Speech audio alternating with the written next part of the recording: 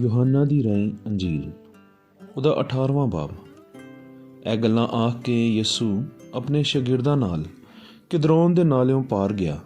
ਉੱਥੇ ਇੱਕ ਬਾਗ ਸੀ ਜਿਹਦੇ ਵਿੱਚ ਉਹ ਤੇ ਉਹਦੇ ਸ਼ਾਗਿਰਦ ਜਾ ਵੜੇ, ਤੇ ਯਹੂਦਾ ਉਹਦੇ ਫੜਾਉਣ ਵਾਲੇ ਨੂੰ ਇਹ ਥਾਂ ਮਾਲੂਮ ਸੀ, ਕਿਉਂ ਜੋ ਯਿਸੂ ਅਕਸਰ ਆਪਣੇ ਸ਼ਾਗਿਰਦਾਂ ਨਾਲ ਉੱਥੇ ਬਹੁਤ ਜਾਂਦਾ ਹੁੰਦਾ ਸੀ।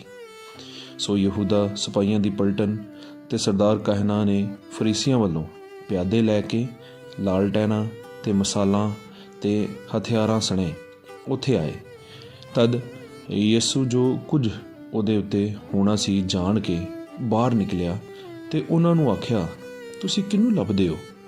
ਉਹਨਾਂ ਨੂੰ ਜਵਾਬ ਦਿੱਤਾ, ਯਿਸੂ ਨਾਸਰੀ ਨੂੰ। ਯਿਸੂ ਉਹਨਾਂ ਨੂੰ ਆਖਿਆ, ਉਹ ਮੈਂ ਹੀ ਹਾਂ।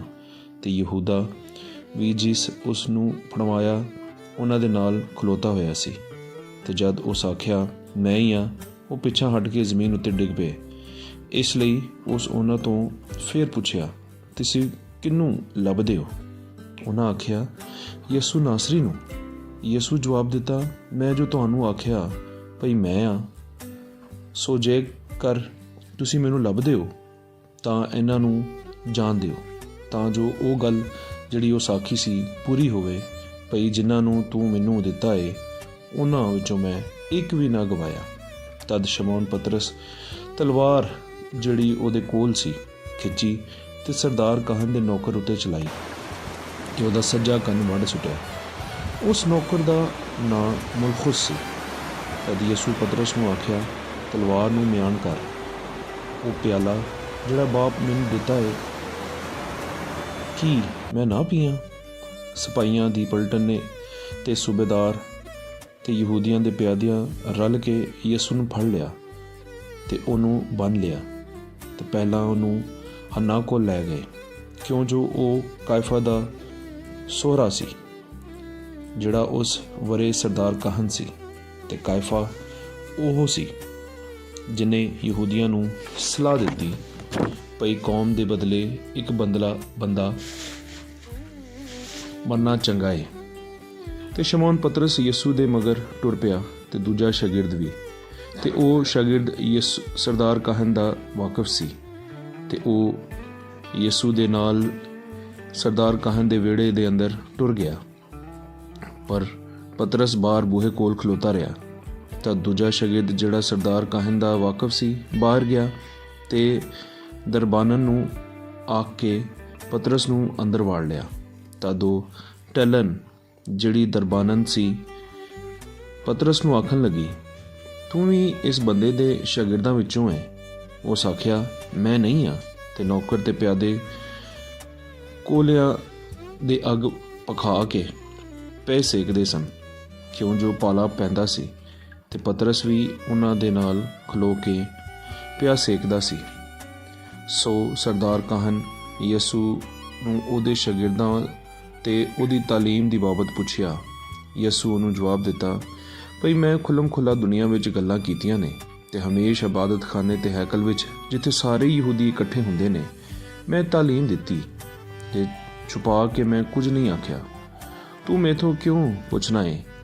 ਉਹਨਾਂ ਸੁਣਿਆ, ਉਹ ਉਹਨਾਂ ਕੋਲੋਂ ਪੁੱਛ ਲੈ ਭਈ ਮੈਂ ਉਹਨਾਂ ਨੇ ਉਹਨਾਂ ਨੂੰ ਕੀ ਆਖਿਆ।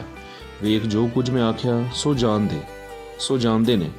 ਤੇ ਜਦ ਉਸ ਇਹ ਆਖਿਆ, ਪਿਆਦਿਆਂ ਵਿੱਚੋਂ ਇੱਕ ਨੇ ਜਿਹੜਾ ਕੋਲ ਖਲੋਤਾ ਹੋਇਆ ਸੀ ਯਿਸੂ ਨੂੰ ਇਹ ਆਖ ਕੇ ਦੱਪਾ ਮਾਰਿਆ, ਸਰਦਾਰ ਕਾਹਨ ਨੂੰ ਤੂੰ ਇਸ ਤਰ੍ਹਾਂ ਜਵਾਬ ਦੇਣਾ ਹੈ?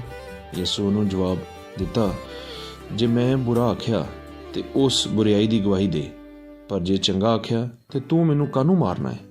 ਤਦ ਹੰਨਾ ਨੇ ਕਾਇਫਾ ਸਰਦਾਰ ਕਾਹਨ ਕੋਲ ਉਹਨੂੰ ਵਧਾਇਆ ਘੱਲ ਦਿੱਤਾ। ਤੇ ਸ਼ਮੌਨ ਪਤਰਸ ਖਲੋ ਕੇ ਅੱਗ ਪਿਆ ਸੇਕਦਾ ਸੀ।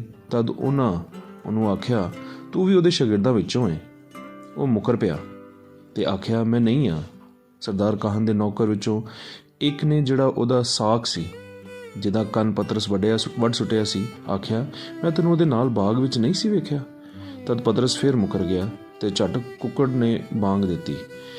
ਤਦ ਉਹ ਯਿਸੂ ਨੂੰ ਕਾਇਫਾ ਕੋਲੋਂ ਕਚਹਿਰੀ ਵਿੱਚ ਲੈ ਗਏ ਤੇ ਸਵੇਰ ਦਾ ਵੇਲਾ ਸੀ ਤੇ ਉਹ ਆਪ ਕਚਹਿਰੀ ਦੇ ਅੰਦਰ ਨਾ ਵੜੇ ਭਈ ਕਿਤੇ ਪਲੀਤ ਨਾ ਹੋ ਜਾਣ, ਪਰ ਫਸਾ ਖਾ ਸਕਣ। ਸੋ ਪਿਲਾਤੁਸ ਉਹਨਾਂ ਦੇ ਕੋਲ ਬਾਹਰ ਨਿਕਲ ਆਇਆ ਤੇ ਆਖਣ ਲੱਗਾ, ਤੁਸੀਂ ਇਸ ਬੰਦੇ ਉੱਤੇ ਕੀ ਜੁਰਮ ਲਾਉਂਦੇ ਹੋ? ਉਹਨਾਂ ਨੂੰ ਜਵਾਬ ਦਿੱਤਾ, ਜੇ ਇਹ ਬਦਕਾਰ ਨਾ ਹੁੰਦਾ ਤੇ ਅਸੀਂ ਇਹਨੂੰ ਤੇਰੇ ਹਵਾਲੇ ਨਾ ਕਰਦੇ। ਸੋ ਪਿਲਾਤੁਸ ਉਹਨਾਂ ਨੂੰ ਆਖਿਆ, ਤੁਸੀਂ ਉਹਨੂੰ ਲੈ ਜਾਓ ਤੇ ਆਪਣੀ ਸ਼ਰੀਅਤ ਦੇ ਸਬਬੋਂ ਉਹਦਾ ਫੈਸਲਾ ਕਰੋ। ਯਹੂਦੀਆਂ ਨੂੰ ਆਖਿਆ, ਭਈ ਸਾਡੇ ਵਾਸਤੇ ਰਵਾ ਨਹੀਂ ਭਈ ਕਿਸੇ ਨੂੰ ਮਾਰ ਦਈਏ, ਤਾਂ ਜੋ ਯਿਸੂ ਦੀ ਇਹ ਗੱਲ ਜਿਹੜੀ ਉਸ ਇਸ਼ਾਰੇ ਨਾਲ ਆਖੀ ਸੀ ਪੂਰੀ ਹੋਈ, ਭਈ ਮੈਂ ਕਿਹੜੀ ਮੌਤ ਨਾਲ ਮਰਾਂਗਾ। ਤਦ ਪਿਲਾਤੁਸ ਫੇਰ ਕਚਹਿਰੀ ਦੇ ਅੰਦਰ ਗਿਆ ਤੇ ਯਿਸੂ ਨੂੰ ਸੱਦ ਕੇ ਉਹਨੂੰ ਆਖਿਆ, ਤੂੰ ਹੀ ਹੈ ਯਹੂਦੀਆਂ ਦਾ ਬਾਦਸ਼ਾਹ? ਯਿਸੂ ਉਹਨੂੰ ਜਵਾਬ ਦਿੱਤਾ, ਤੂੰ ਆਪਣੇ ਵੱਲੋਂ ਗੱਲ ਆਖਣਾ ਹੈ ਜਾਂ ਹੋਰਨਾਂ ਤੈਨੂੰ ਮੇਰੇ ਵੱਲੋਂ ਆਖਿਆ ਹੈ? ਪਿਲਾਤੁਸ ਜਵਾਬ ਦਿੱਤਾ, ਮੈਂ ਕੋਈ ਯਹੂਦੀ ਹਾਂ? ਤੇਰੀ ਹੀ ਕੌਮ ਤੇ ਸਰਦਾਰ ਕਾਹਨਾ ਤੈਨੂੰ ਮੇਰੇ ਹਵਾਲੇ ਕੀਤਾ ਹੈ, ਤੂੰ ਕੀ ਕੀਤਾ ਹੈ? ਯਿਸੂ ਜਵਾਬ ਦਿੱਤਾ, ਮੇਰਾ ਰਾਜ ਇਸ ਦੁਨੀਆ ਦਾ ਨਹੀਂ। ਜੇ ਮੇਰਾ ਰਾਜ ਇਸ ਦੁਨੀਆ ਦਾ ਹੁੰਦਾ ਤੇ ਮੇਰੇ ਪਿਆਦੇ ਲੜਾਈ ਕਰਦੇ, ਤਾਂ ਜੋ ਮੈਂ ਯਹੂਦੀਆਂ ਦੇ ਹਵਾਲੇ ਨਾ ਕੀਤਾ ਜਾਂਦਾ, ਪਰ ਅਜੇ ਤੇ ਮੇਰਾ ਰਾਜ ਇੱਥੋਂ ਦਾ ਨਹੀਂ ਹੈ।